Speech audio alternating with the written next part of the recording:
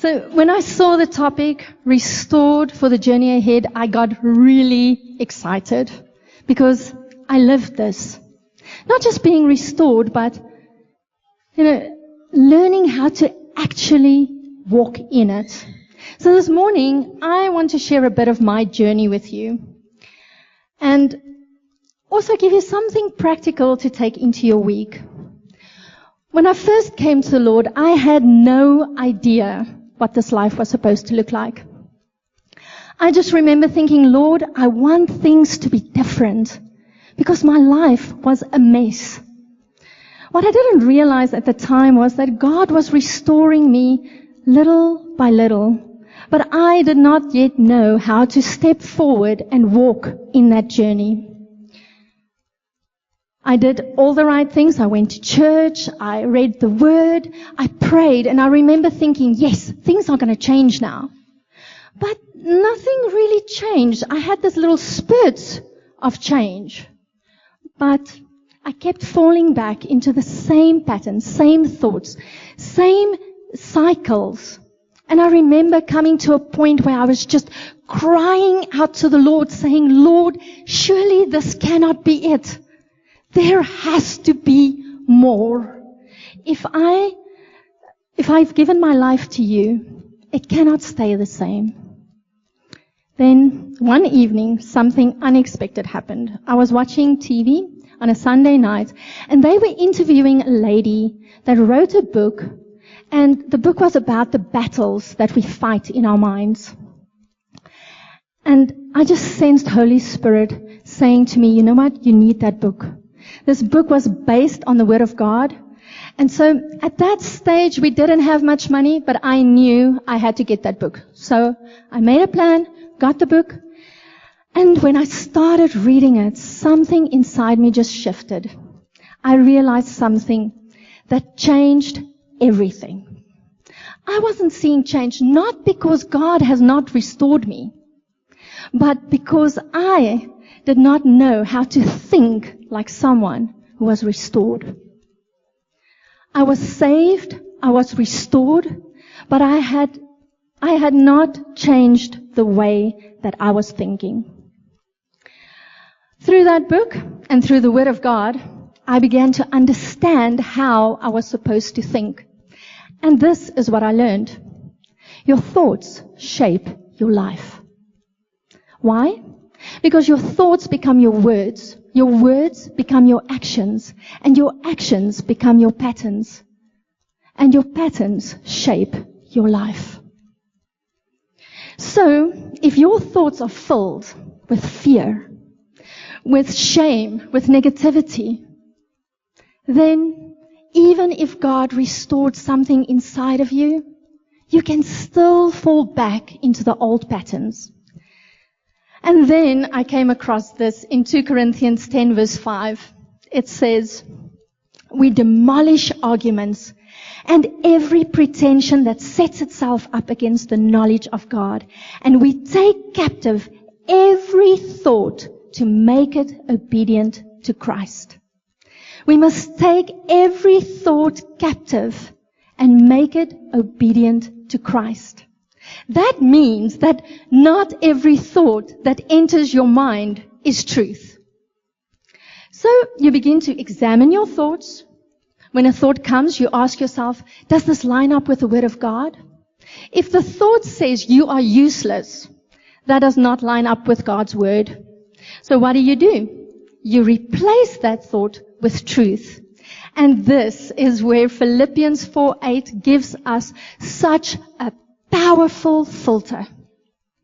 It says, finally, brothers and sisters, whatever is true, whatever is noble, whatever is right, whatever is pure, whatever is lovely, whatever is admirable, if anything is excellent or praiseworthy, think about such things.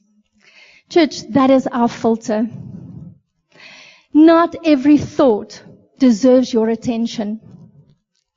Not every thought deserves your agreement. If it's not true, reject it. If it's not pure, replace it. And if it's not from God, don't entertain it.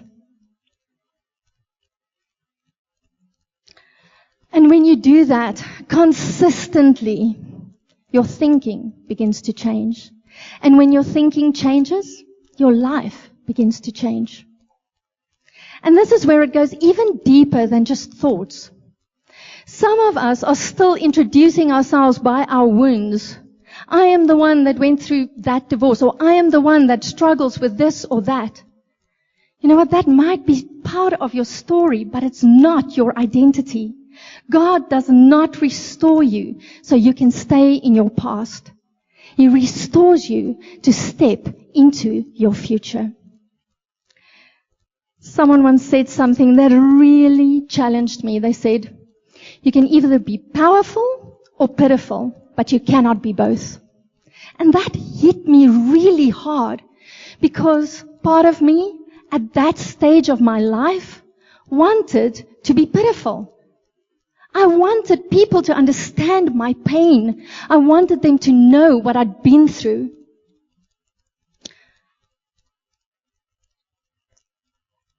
But I realized that if I wanted to walk in the power of God, I had to leave behind the pity of my past. Not just, and that really required a decision from my side. I had to make that decision, not just once, but again and again. Church, if God has restored something in your life, it is because He has purpose ahead of you.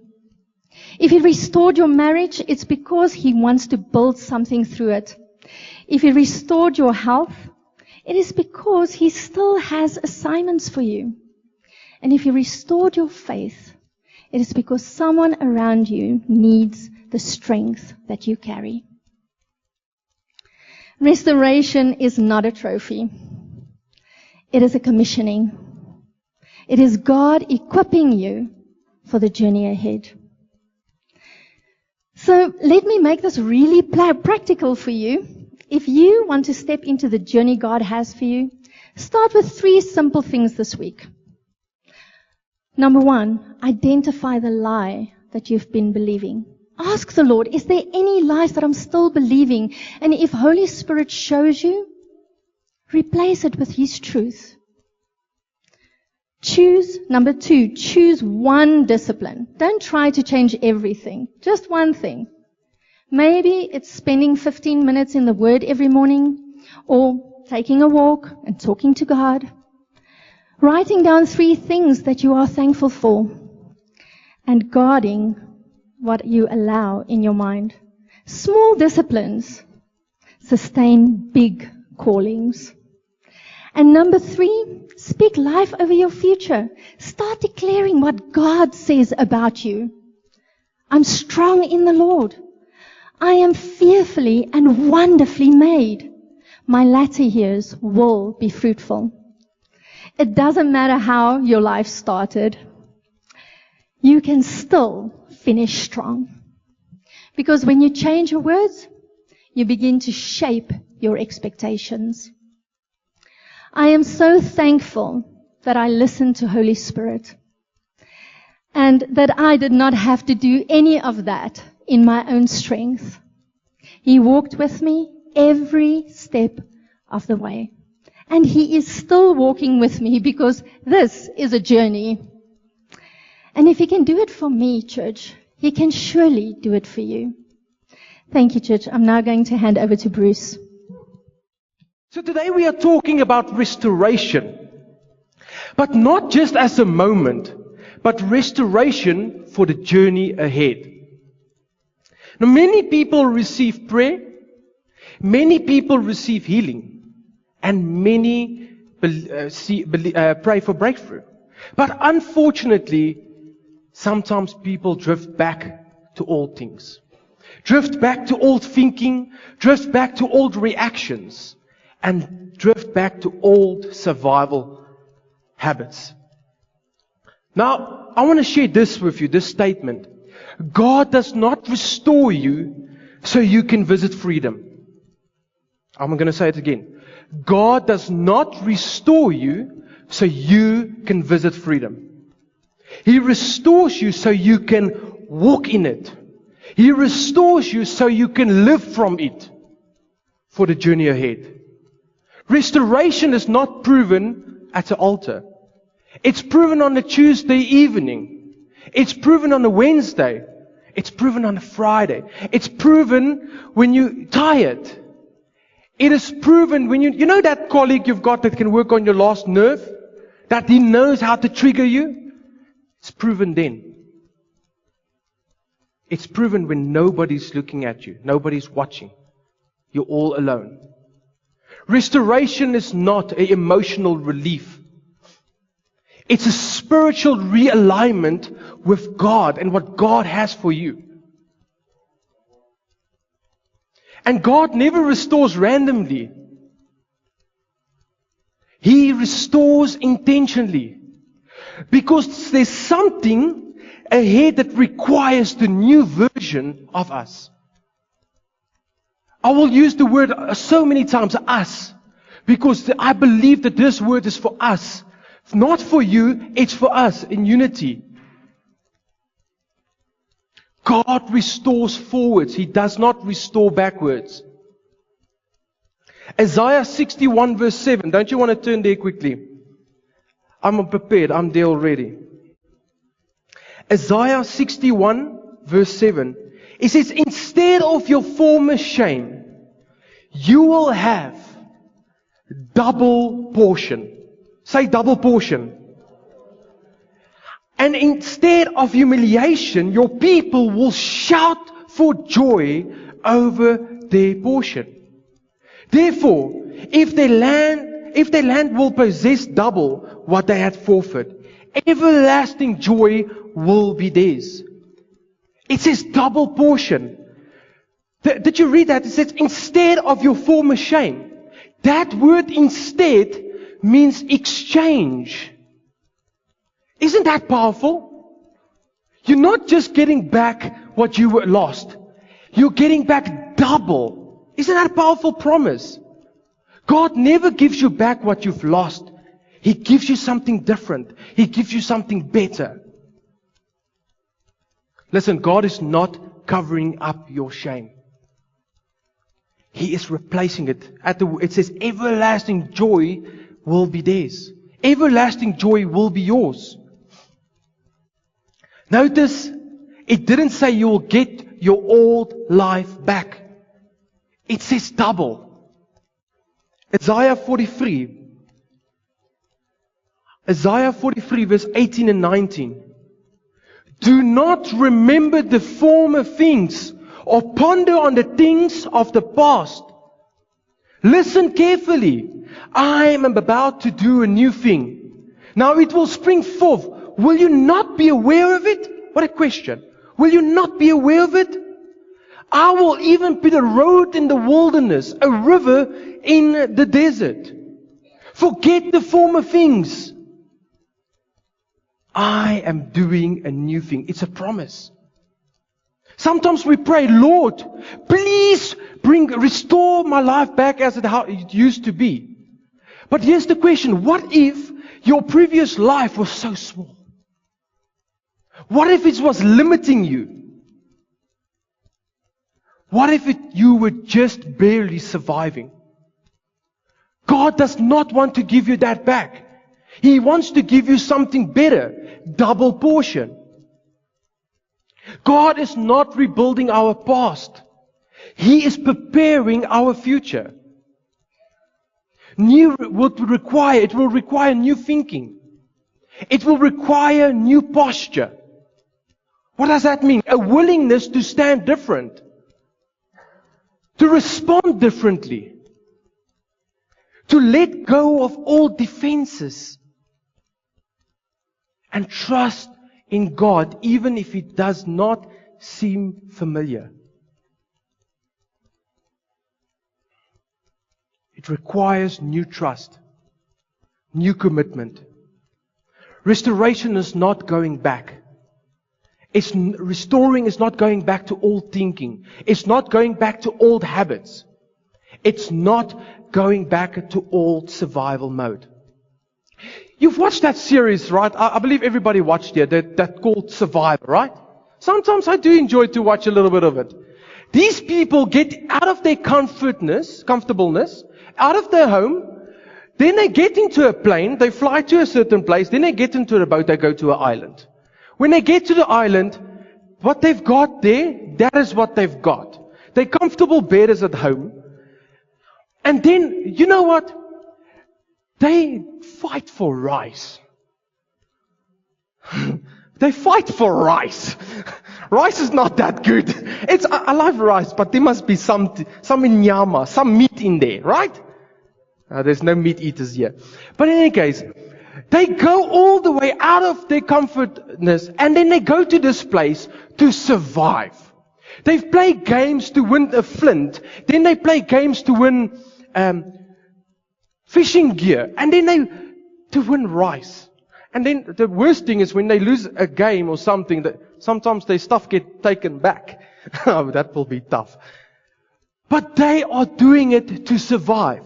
Now, if you go to any one of them and you ask them, hey, would you do that permanently? That will be a definite hard no. Do you agree? Who would want to live like that permanently? Come on. They did it for a purpose. What was the purpose? To win money. That is their reward. But here's the question that I've got for us today. Why do we still live like that spiritually? When Jesus already won the reward for us. Let me bring it back into the survivor. If I tell you need to go live there, if you live there or not, I will still give you the money. Would you go there? No. Why would you? Jesus already won the reward for us. So why are we trying to survive? He wants us to thrive. A different illustration, one close to home. You know when you get in the car and you're driving, let's say you're coming from Joburg side, and you are driving on the highway and suddenly your car goes, and it's going into limp mode. Now I'm going to elaborate a little bit about limp mode. So when your car goes in limp mode, it protects the engine or the gearbox. So what happens? Everything slows down. You lose up to 70% of your power of that vehicle. Now here's my question. What would you do while you're driving, right? You'll get your spouse to Google and phone a friend and whatsoever. But you can still move. The car will carry on. The mechanic will tell you, no, you can carry on. You will just be restricted. Now here's the question. If you get back into Newcastle, are you going to leave the car like that? Or are you going to take it to the nearest boss service, Sean?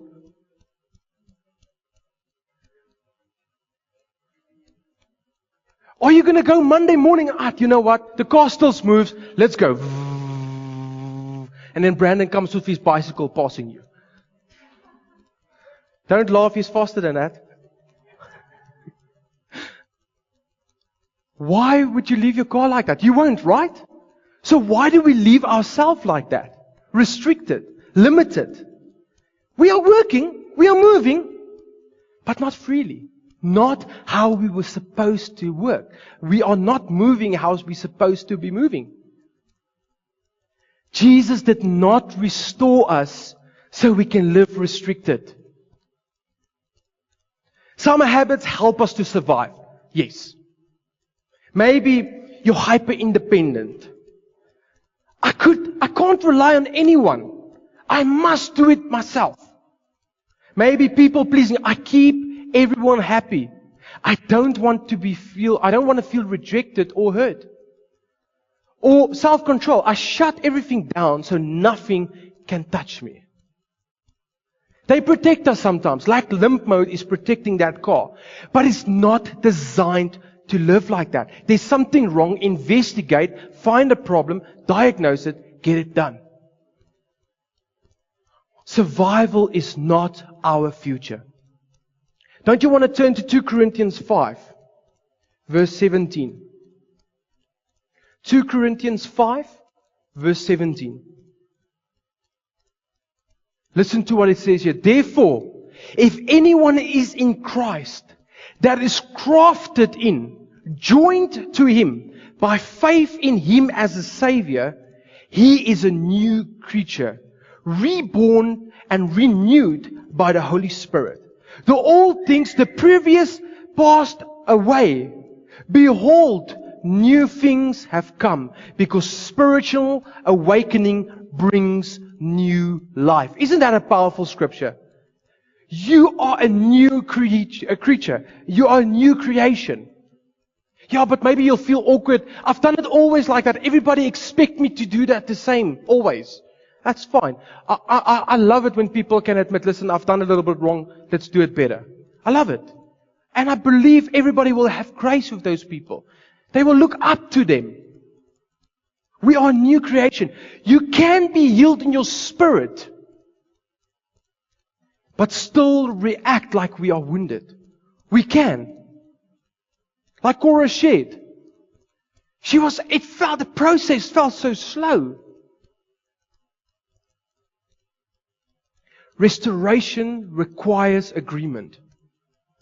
Here's a question I've got this morning for you. What are you still agreeing with that God has already changed in your life? What are you holding on to that God already taken care of? Look at Joseph. Joseph was betrayed by his family. Yeah, but that brother of me, he hurt me. He was thrown into a pit. He was sold. He was in prison. That was tough. That's trauma, what he went through. But listen to Genesis 50 verse 20. Genesis 50 verse 20. As for you, you meant evil against me, but God means it for good in order to bring about the present outcome that many people will be kept alive as they are this day. What the enemy meant for evil, God meant for good. Same event, different interpretation. Joseph did not let the pit shape how he ruled the palace. Because in your mind, if you stay in the pit, you will struggle to run the palace. You can step into what God promised and still sabotage it with old thinking. That's why restoration must change your perspective. It must change your perspective. It must change your view. Here's the good news. Listen to Philippians 1 verse 6. Philippians 1 verse 6. Listen to this.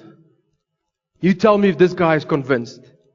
I am convinced and confident of this very thing, that He who has begun a good work in you will continue to perfect and complete until the day of Christ Jesus, the time of His return.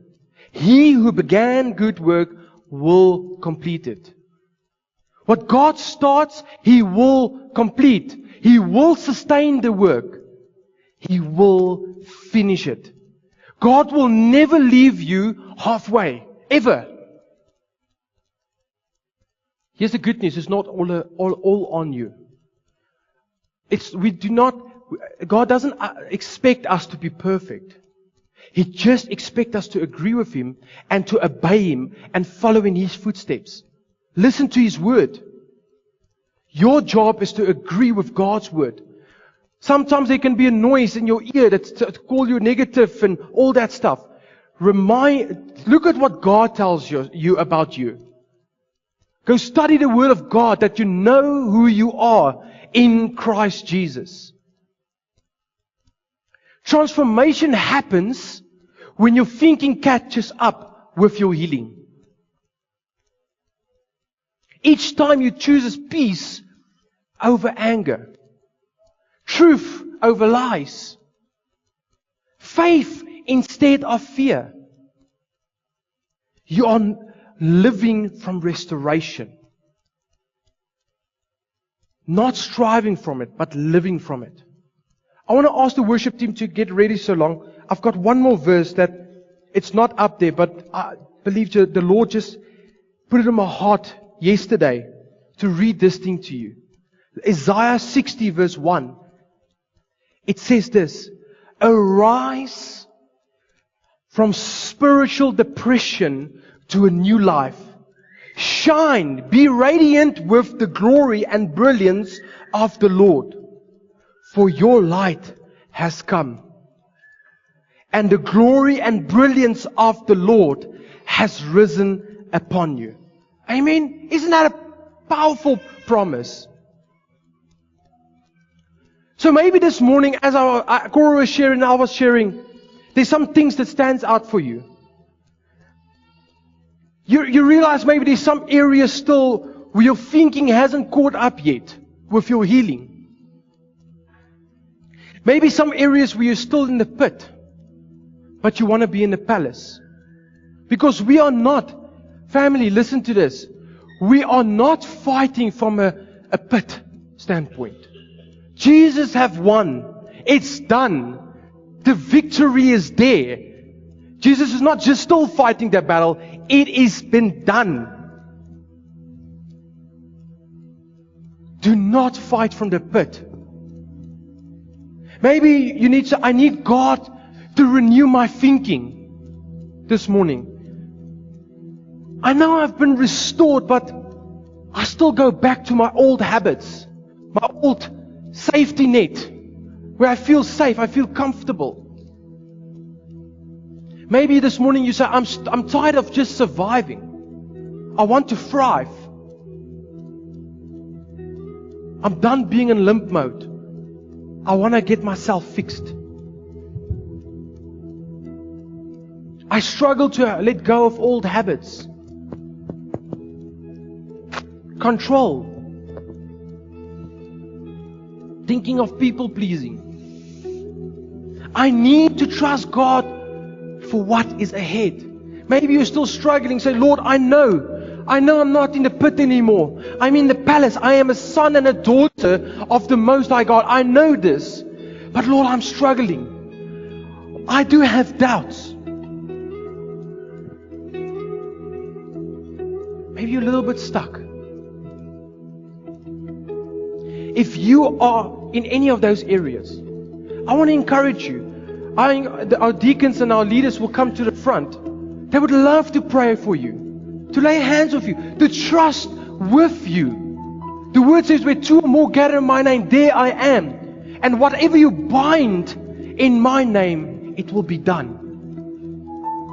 I've got faith that God can restore you for the journey.